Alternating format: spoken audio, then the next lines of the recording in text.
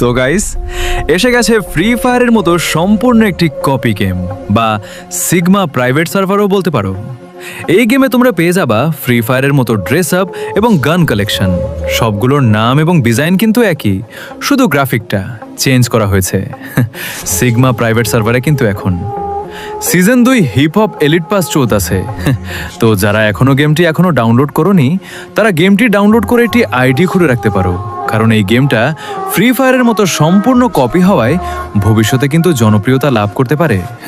তখন কিন্তু এগুলো অনেক রেয়ার হয়ে যাবে।